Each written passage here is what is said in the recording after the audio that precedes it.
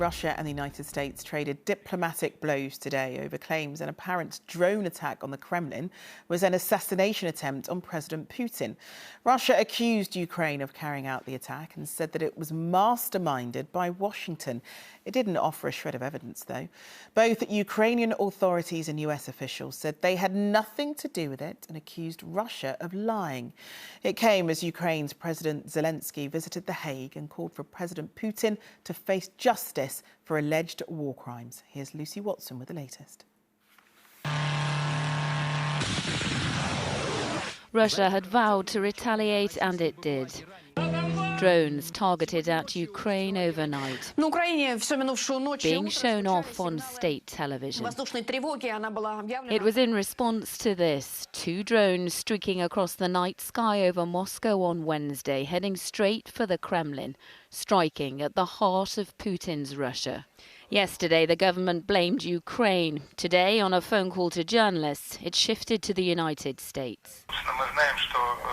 We are well aware that the decision on such actions and terrorist attacks is not made in Kyiv, but in Washington. And then Kyiv does what it's told to do.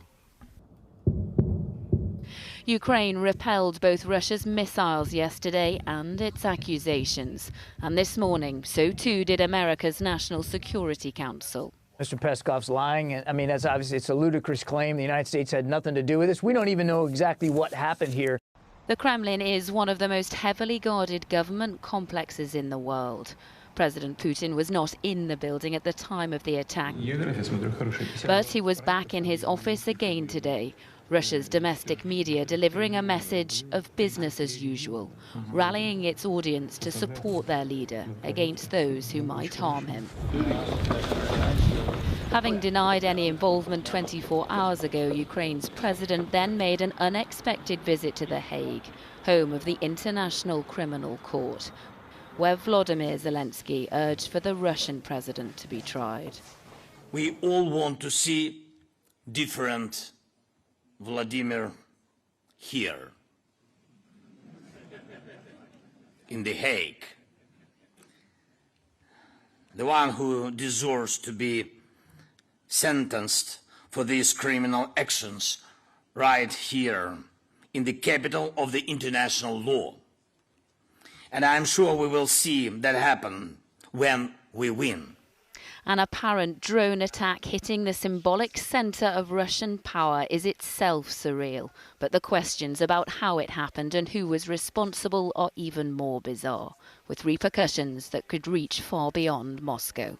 Lucy Watson, ITV News. Well, our correspondent Robert Moore is joining us now from Washington. And Robert, it's a significant accusation, isn't it? But will this kind of rhetoric have surprised the White House, though?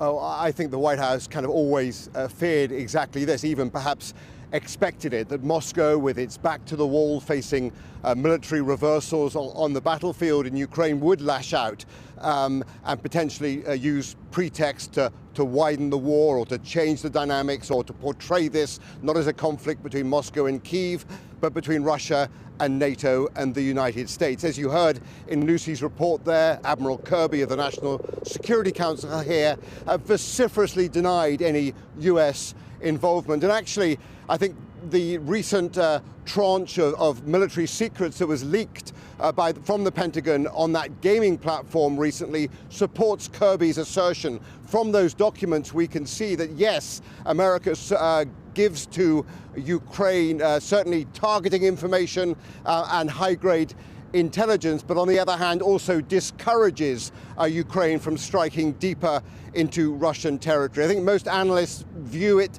and I certainly share this view, as extraordinarily unlikely that America knew about, let alone enabled, an attack on the Kremlin. OK, Robert, thanks very much.